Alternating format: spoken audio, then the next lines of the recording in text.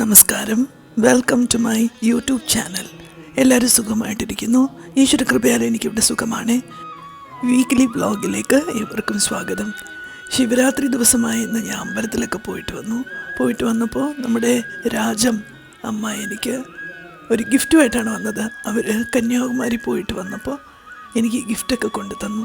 എനിക്ക് ഒത്തിരി ഒത്തിരി ഒത്തിരി സന്തോഷമായി. So touched. അപ്പോൾ വൈകുന്നേരം ആയപ്പോൾ ഞാൻ എൻ്റെ വീട്ടിനടുത്തുള്ള ഒരു കുഞ്ഞു ക്ഷേത്രമുണ്ട്, അവിടെ പോയി ഒന്ന് തൊഴുതു. നമ്മുടെ ഡാൻസ് സ്കൂളിലെ കുട്ടികൾ ഈ ശിവരാത്രിയോടനുബന്ധിച്ചുള്ള പ്രോഗ്രാമിൽ പങ്കെടുക്കാനായിട്ട് പുതിയൊരു ഐറ്റം തയ്യാറാവുന്ന കാര്യം കഴിഞ്ഞ വ്ളോഗിലൊക്കെ ഞാൻ മെൻഷൻ ചെയ്തിരുന്നു. എൻ്റെ റിഹേഴ്സൽസൊക്കെ നിങ്ങളെ കാണിച്ചിട്ടുണ്ടായിരുന്നു. അപ്പോൾ ഇന്നാണ് പ്രോഗ്രാം. അപ്പോൾ വൈകിട്ട് റെഡിയായിട്ട് അങ്ങോട്ട് പോകണം. വൈകിട്ടെന്ന് പറഞ്ഞാൽ ഒത്തിരി ലേറ്റായിട്ടാണ് കേട്ടോ. രാത്രി 10:30 മണിക്കാണ് നമുക്ക് അവിടെ സ്ലോട്ട് തന്നിരിക്കുന്നത്, ശ്രീകണ്ഠേശ്വരം ക്ഷേത്രത്തിൽ. അപ്പോൾ എൻ്റെ സ്റ്റുഡൻസ് എൻ്റെ ഡാൻസ് ക്ലാസ്സിൽ തന്നെ റെഡിയായി.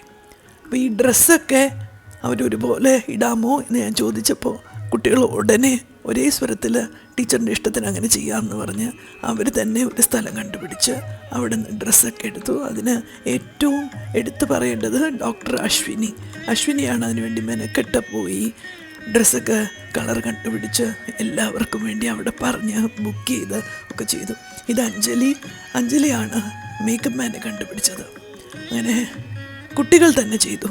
ഇതിനകത്ത് ഞാൻ പേരൻസിനെ അധികം ഇൻവോൾവ് ചെയ്യാറില്ല, കാരണം കുട്ടികൾ ഇതൊക്കെ ചെയ്ത് പഠിക്കട്ടെ എന്നുള്ളതുകൊണ്ട് ഞാനും വലുതായിട്ട് ഇടപെടാറില്ല. അങ്ങനെ അവർ വളരെ ഭംഗിയായിട്ട് റെഡിയായി. എൻ്റെ ഡാൻസ് ക്ലാസ്സിലാണ് ഇവരെല്ലാവരും റെഡിയായത്. ഇവരെയൊക്കെ ഒന്ന് വെന്യൂവിലോട്ട് പറഞ്ഞു വിട്ട ശേഷം വേണം എനിക്ക് റെഡിയാവാനായിട്ട്.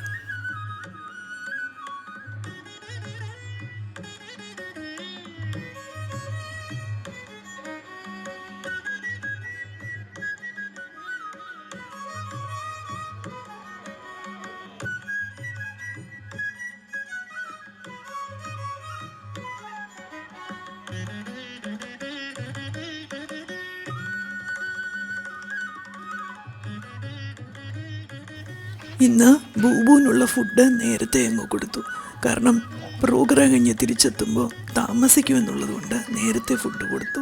അതിനുശേഷം ഞാൻ കുളിച്ച് റെഡിയായി. ഞാനും ശ്രീകണ്ഠേശ്വരം അമ്പലത്തിലെത്തി.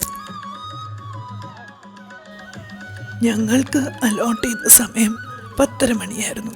പക്ഷേ നമ്മൾ വിചാരിച്ചു കുറച്ചൊക്കെ താമസിക്കുമായിരിക്കുന്നു.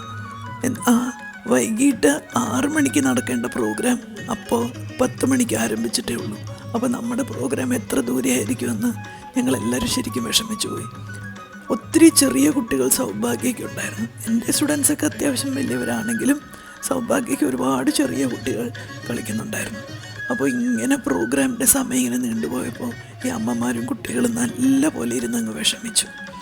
ഉത്സവപ്പറമ്പിൽ നമുക്ക് അറിയാം, പ്രോഗ്രാം ഇങ്ങനെ ഫിക്സ് ചെയ്യുമ്പോൾ പ്രത്യേകിച്ച് കുട്ടികളുടെ പ്രോഗ്രാമൊക്കെ നമ്മൾ അവരുടെ അടുത്ത് റിക്വസ്റ്റ് ചെയ്ത് അവിടെ അവതരിപ്പിക്കുമ്പോൾ അവർ ടൈം അധികം പാലിക്കാറില്ല. പക്ഷേ ഇപ്രാവശ്യം വളരെ അങ്ങ് നീണ്ടുപോയി. അത് കുട്ടികൾക്കതൊരു വലിയ ബുദ്ധിമുട്ടായിപ്പോയി. പക്ഷേ ഏറ്റവും വലിയൊരു സന്തോഷം എന്ന് പറയുന്നത് ഇഷ്ടം പോലെ ഓഡിയൻസ് ഉണ്ടായിരുന്നു. ഒത്തിരി ലേറ്റായിട്ടും നിറയെ ഓഡിയൻസ് ഉണ്ടായിരുന്നു. നിന്ന് ക്ഷീണിച്ചപ്പോൾ നമ്മുടെ സ്റ്റുഡൻസ് കുറച്ച് പേര് ഒരു പെട്ടി ഓട്ടോയിൽ കയറി അങ്ങിരുന്നു. ഇതൊരു എക്സ്പീരിയൻസ് അല്ലേ. ഇതാ മറ്റു 2 പേര് ആരുടെയോ സ്കൂട്ടറിൽ കയറിയിരിക്കുകയാണ്. ഇതൊക്കെ നമുക്ക് ഉത്സവപ്പറമ്പിൽ മാത്രം കിട്ടുന്ന ഒരു അനുഭവമാണ്, എക്സ്പീരിയൻസ്.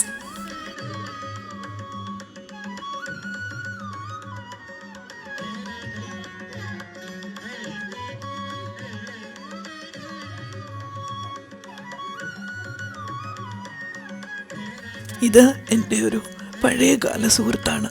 പേര് ശ്രീകണ്ഠേശ്വരൻ താര പണ്ട് സീരിയലൊക്കെ അഭിനയിച്ചിട്ടുണ്ട് കേട്ടോ. വളരെ സുന്ദരിയായ പെൺകുട്ടി. ഇന്ന് താര ഒരുപാട് വർഷങ്ങൾക്ക് ശേഷമാണ് ഞാൻ കാണുന്നത്. ഞങ്ങൾ തമ്മിൽ ഒരുപാട് സാമ്യമുണ്ട്. അതായത് താര പേര് ശ്രീകണ്ഠേശ്വരൻ സ്ഥലമായിരുന്നു. ഹസ്ബൻഡിൻ്റെ പേര്, പുള്ളിക്കാരത്തിൻ്റെ ഹസ്ബൻഡിൻ്റെ പേര് രാജൻ, എൻ്റെ ഹസ്ബൻഡിൻ്റെ പേര് രാജൻ എന്നാണ്. അങ്ങനെ ഞങ്ങൾക്ക് വരുന്ന കത്തുകൾ മാറിപ്പോകുമായിരുന്നു. അങ്ങനെ താരയെ കണ്ടു, വലിയ സന്തോഷമായി. എൻ്റെ ഫേവറേറ്റ് ബലൂൺസുമായിട്ട് കുറച്ച് സമയം ചിലവാക്കി. ഒടുവിൽ എൻ്റെ കുട്ടികൾ ഡാൻസ് കളിക്കുന്നൊരു അവസരം വന്നു. ഈ കുട്ടികൾ സ്റ്റേജിൽ കയറിയപ്പോൾ ഏകദേശം 2 മണിയായി വെളുപ്പിനെ. ഇപ്പോൾ ശിവരാത്രിയല്ലേ, അപ്പോൾ ഉറക്കൊഴിക്കേണ്ടതാണ്. എന്തായാലും ഞങ്ങളും കുട്ടികളും ഓഡിയൻസും ഒക്കെ ഞങ്ങൾ ഉറക്കൊഴിച്ച് പ്രോഗ്രാം കാണുകയാണ്. ഇത്രയും വൈകിയതിൻ്റെ ക്ഷീണം കുട്ടികളൊരല്പം പോലും അവതരണത്തിൽ കാണിച്ചില്ല. അതൊരു വലിയ ദൈവാനുഗ്രഹം. നന്നായിട്ട് കളിച്ചു, ഒരുപോലെ ഇരുന്നു, ഒരുപോലെ കളിച്ചു, നല്ല അപ്രിസിയേഷൻ കിട്ടി.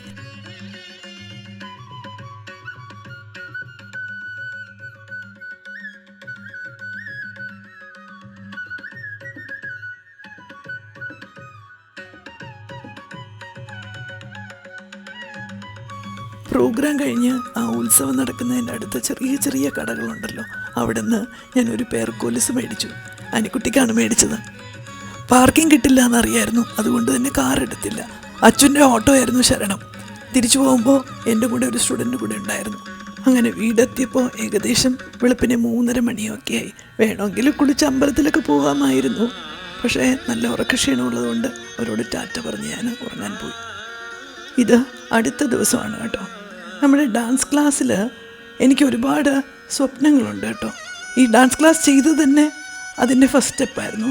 ഇപ്പോൾ രണ്ടാമതായിട്ട് ചെയ്യാൻ പോകുന്നത് ഡാൻസ് ക്ലാസ്സിൻ്റെ ബാക്ക് ഡ്രോപ്പിൽ ഒരു നല്ല കേർട്ടൻ ഓർഡർ ചെയ്തിരുന്നു. അതാണിപ്പോൾ ഫിക്സ് ചെയ്യാൻ പോകുന്നത്.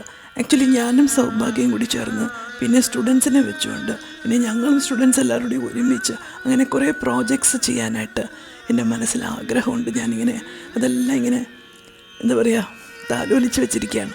അപ്പോൾ അതിൻ്റെ സാക്ഷാത്കാരത്തിൻ്റെ രണ്ടാമത്തെ പടിയാണ് ഞാനിപ്പോൾ കേർട്ടൻ ഇടാൻ പോകുന്നത്. ഇനിയും ഒരുപാട് കാര്യങ്ങൾ ചെയ്യാനുണ്ട്.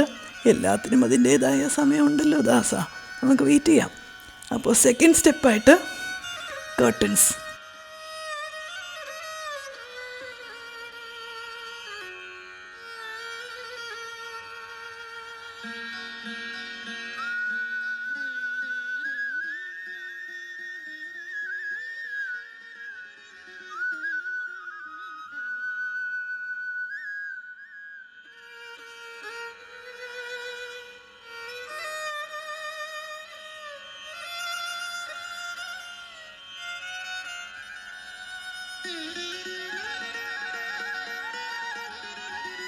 മുഴുവനും കേട്ടൻ ഇട്ട് കഴിഞ്ഞപ്പോൾ മനസ്സ് നിറഞ്ഞു കേട്ടോ. ഞാൻ ഈ അടുത്ത് വിമൻസ് ഡേക്ക് ഒരു ഡാൻസ് പ്രോഗ്രാം ഞാനും സൗഭാഗ്യം കൂടി കൊറിയോഗ്രാഫ് ചെയ്ത് അവിടെ ഇട്ടിരുന്നില്ലേ, അതിനു വേണ്ടിയിട്ടാണ് ഇത്ര അടിയന്തരമായിട്ട് ഈ കേട്ടൻ ഇട്ടത്. ഉടനെ തന്നെ നമ്മുടെ സ്റ്റുഡൻസിനെയൊക്കെ കൂടി ചേർത്ത് ഒരു പുതിയ പ്രോജക്റ്റ് റെക്കോർഡ് ചെയ്യണമെന്നുണ്ട്. ആക്ച്വലി ഞാനിതെല്ലാം ഒറ്റയ്ക്കാണ് ചെയ്തുകൊണ്ടിരിക്കുന്നത്. പലപ്പോഴും നമുക്കതിൻ്റെ സാമ്പത്തിക ഒരു വിഷയമാണ്. എങ്കിലും ഉള്ള ഒരു സൗകര്യങ്ങൾക്കകത്തിരുന്നു കൊണ്ട് ഇതൊക്കെ ചെയ്യാനായിട്ട് ശ്രമിക്കുകയാണ്. ഈശ്വരൻ അനുഗ്രഹിക്കട്ടെ, നിങ്ങളുടെ സപ്പോർട്ട് ഉണ്ടാവണം കേട്ടോ. അങ്ങനെ കേർട്ടൻ ഇട്ട് കഴിഞ്ഞപ്പോൾ അവിടെയൊക്കെ കുറച്ച് വൃത്തികേടായിരുന്നു. അതെല്ലാം ഞാനങ്ങ് തൂത്ത് ക്ലീൻ ചെയ്തങ്ങ് ഇട്ടു.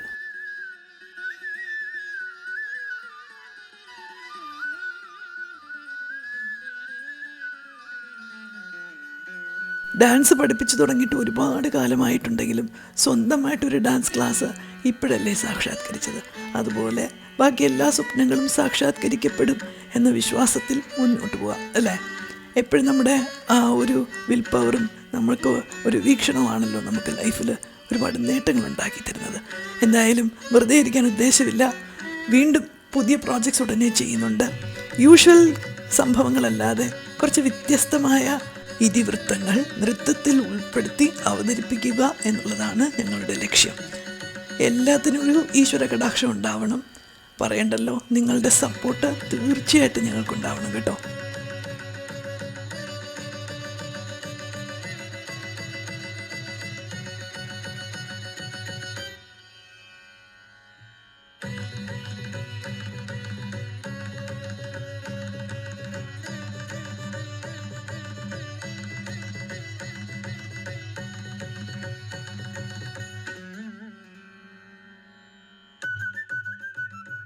ക്ലീനിങ് കഴിഞ്ഞാൽ അടുത്ത് ഞാൻ ചെയ്തത് സൗഭാഗ്യയും അർജുനെയൊക്കെ വീഡിയോ കോളിൽ വിളിച്ച് കേർട്ടൻ ഇട്ടത് കാണിച്ചു കൊടുത്തു.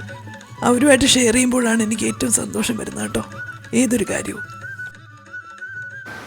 അന്ന് ഉച്ച കഴിഞ്ഞപ്പോൾ നല്ല മഴ പെയ്തു.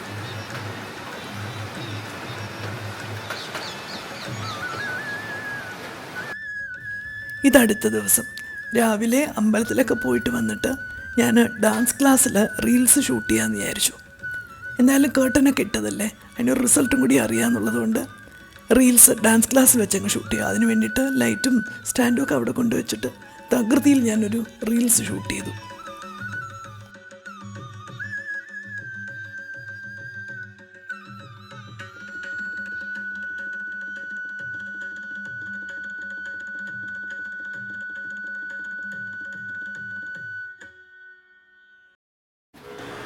ഉച്ച തിരിഞ്ഞ് മഴ തുടങ്ങി.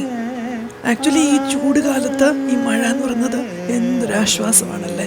അപ്പം ഞാൻ സെയിൻറ്റ് ആൻ്റണിയെ ആത്മാർത്ഥമായിട്ട് പ്രാർത്ഥിച്ച് താങ്ക്സ് പറഞ്ഞു. നമ്മുടെ കേരളത്തിൽ ഒരു വരൾച്ചയും പവർ കട്ടൊക്കെ എനിക്ക് ചിന്തിക്കാൻ കൂടെ പറ്റില്ല. ഇപ്പോൾ സൗഭാഗ്യയുടെ വീട്ടിൽ കിളികൾക്ക് വേറൊരു കൂട് ചെയ്ത് അങ്ങോട്ട് മാറ്റിയിട്ടുണ്ട്. അങ്ങനെ പുതിയ കൂട് ചെയ്തപ്പോൾ അവർക്ക് ചെറിയ ചെറിയ നെറ്റ് വെച്ചിട്ടുള്ള ഓപ്പണിങ് റൂഫിൽ ചെയ്തിട്ടുണ്ട്. അപ്പോൾ ഞാൻ അർജുനോട് ചോദിച്ചു, എന്തിനാ മക്കളെ ഇങ്ങനെ ചെറിയ നെറ്റ് വെച്ചിട്ട് ഓപ്പണിങ് എന്തിനാണെന്ന് ചോദിച്ചു. അപ്പോൾ അർജുൻ പറഞ്ഞു, ടീച്ചറെ പോലെയാണ് ഇവിടുത്തെ കിളികൾ. അവർക്ക് മഴ വന്നാൽ അത് നനയണം, ആസ്വദിക്കണം, അതാണ് അവർക്ക് ഏറ്റവും വലിയ സന്തോഷം. അപ്പം ഞാൻ വിചാരിച്ചു, എന്നെപ്പോലെ വേറെയും കുറേ ജീവനുകളുണ്ട്. ചെറുപ്പത്തിലെയൊക്കെ ആണെങ്കിൽ മഴ പെയ്താൽ എനിക്കപ്പം നനയണം. പിന്നെ അത് കുറച്ച് നമ്മൾ മുതിർന്നു കഴിഞ്ഞാൽ നമ്മുടെ ഫാമിലി ബാക്ക്ഗ്രൗണ്ടും നമ്മുടെ അവസ്ഥകളൊക്കെ കാരണം ഇതിൻ്റെ പുറകെയൊക്കെ നമുക്ക് നടക്കാനോ ആസ്വദിക്കാനോ സമയം കിട്ടിയില്ല. ഇപ്പം ഇത്രയും വയസ്സായപ്പോൾ വീണ്ടും അവസരം കിട്ടിയിരിക്കുകയാണ്. അപ്പോൾ അത് പാഴാക്കുന്ന എന്തിനാ? എനിക്ക് തോന്നി ഈ മഴ ഈശ്വരൻ്റെ വരദാനമല്ലേ നമുക്ക് വേണ്ടിയിട്ട്, നമ്മുടെ ചൂടകറ്റാനും നമ്മളെ ആശ്വസിപ്പിക്കുവാനുമായിട്ടുള്ള ഈ മഴ.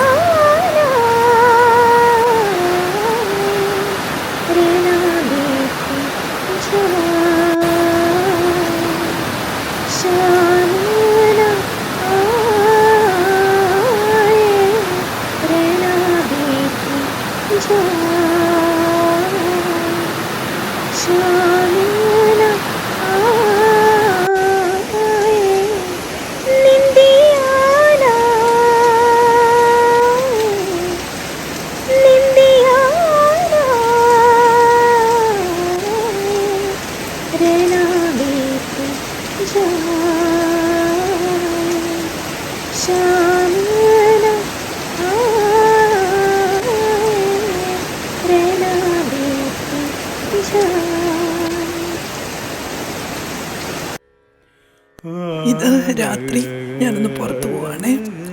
ഷൂട്ട് പ്ലാൻ ചെയ്തിട്ടുണ്ട്. അതിന് 1-2 കാര്യങ്ങൾ റെഡിയാക്കണം. അച്ഛനെ വരാൻ പറഞ്ഞിട്ടുണ്ട്. അച്ഛൻ്റെ ഓട്ടോയിൽ കയറിയാണ് പോകേണ്ടത്. ലൈറ്റ്സ് വേണം, കുറച്ച് ആക്സസറീസ് എടുക്കാനുണ്ടായിരുന്നു. അതെല്ലാം റെഡിയാക്കിയിട്ട് വേണം വരാൻ. ആദ്യം ഞങ്ങൾ പോയത് ഒരു ലൈറ്റ്സിൻ്റെ ഷോപ്പിലാണ്.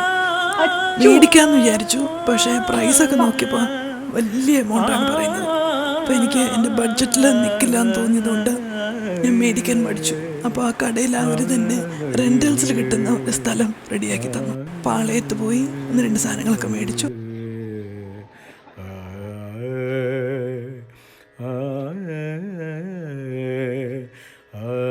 എന്നിട്ട് നമ്മുടെ കനകനഗർ വെള്ളയമ്പലം അവിടെ ഒരു തട്ടുകടയുണ്ട്. അവിടുന്ന് തട്ടുദോശ മേടിക്കാനായിട്ട് പോയി. ഈ തട്ട് എന്ന് പറയുന്നത് ആദ്യം ഇതാ ബിഷപ്പ് ഹൗസിൻ്റെ ഫ്രണ്ടിലാണ് ഇരുന്നത്. ഇദ്ദേഹം ഒത്തിരി വർഷത്തെ പരിചയമുണ്ട് കേട്ടോ. കാണുമ്പോൾ ഓടി വരും. ഞാനും രാജേട്ടനൊക്കെ ഒരുപാട് അവിടെ നിന്ന് ഭക്ഷണം കഴിച്ചിട്ടുണ്ട്.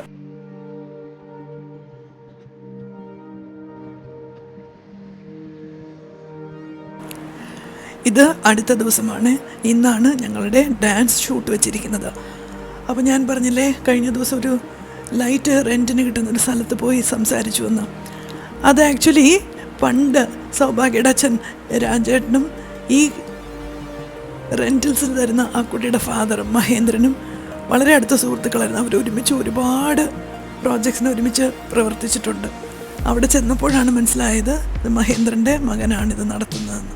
വളരെ സന്തോഷത്തോടു കൂടി അവിടെ നമ്മൾ ലൈറ്റ്സ് എടുത്തു. ആ കുട്ടി വന്ന് ഫിറ്റ് ചെയ്ത് തന്നു എനിക്ക് കറക്റ്റായിട്ടത്.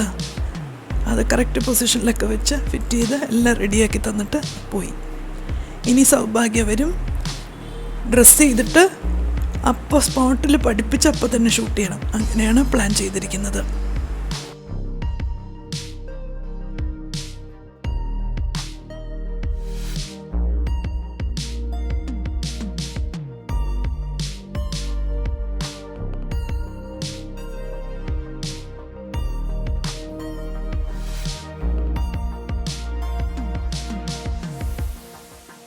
അങ്ങനെ സൗഭാഗ്യ, അർജുൻ, സുധാപു എത്തി. സ്കൂൾ വിട്ട് വന്നതുകൊണ്ട് കുഞ്ഞ് ഉറങ്ങിപ്പോയി. യൂണിഫോമിൽ തന്നെയായിരുന്നു, പാവം.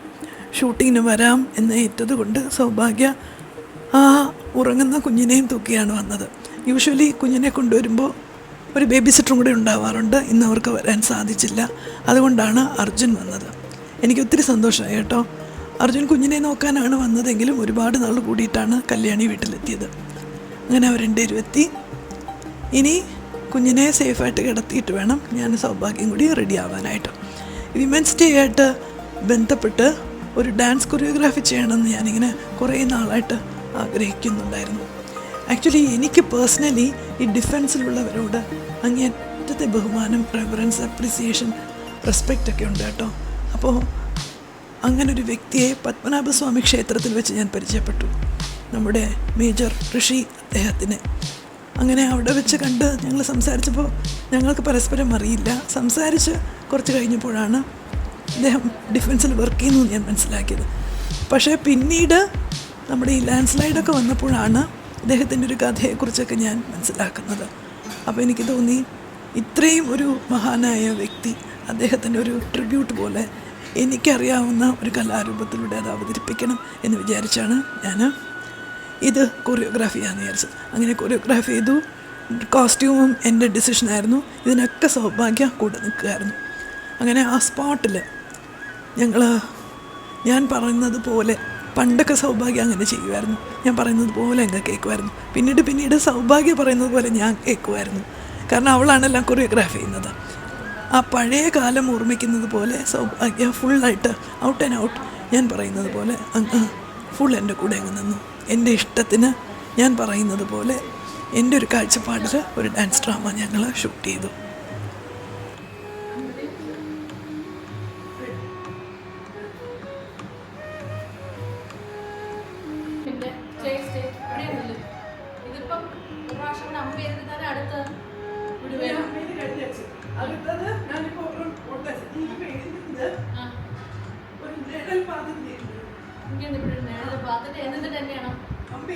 അമ്പയെ പാക്കുമ്പോ മൂക്കില കൊള്ളും.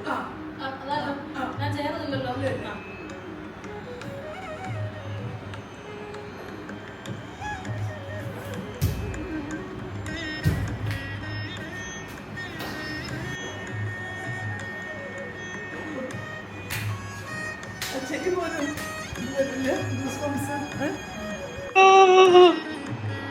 Hello baby, hello hello baby, hello. അയ്യ മോനെ, ചമ്മത്ത് കുതിരെങ്കി. അയ്യോ പകുതി.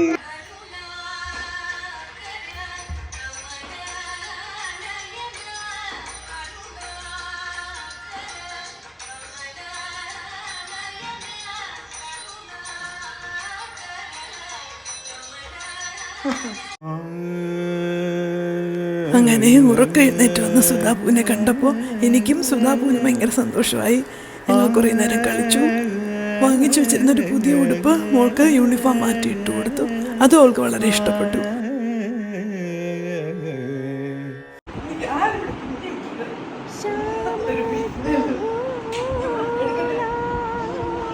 അയ്യോ, എടുക്കാൻ നിന്ന് കൊടുക്കണം. ഇവിടെ തിരിഞ്ഞ് ഫോട്ടോ എടുക്കട്ടെ കൊച്ചേബി അമ്മാട്ടൂന്. ചീസ് പറഞ്ഞേ. ഹാർട്ട് പഠിച്ചു. ഹാർട്ട് ഹാർട്ട് ഹാർട്ട്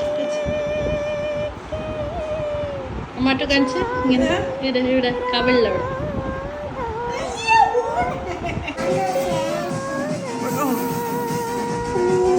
കുഞ്ഞിനെ എൻ്റെ അടുത്താക്കിയിട്ട് സൗഭാഗ്യം അർജുനും പോയായിരുന്നു.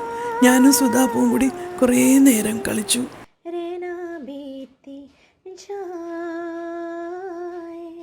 കുറേ നാൾ കൂടിയിട്ടാണ് ഞാനും സുധാപുവും മാത്രമായിട്ട് കുറച്ച് സമയം സ്പെൻഡ് ചെയ്യാൻ കിട്ടിയത്. ഞങ്ങൾ രണ്ടുപേരും അത് മാക്സിമം എൻജോയ് ചെയ്തു. അവളിങ്ങനെ ഡോൾസൊക്കെ വെച്ച് കളിച്ചു.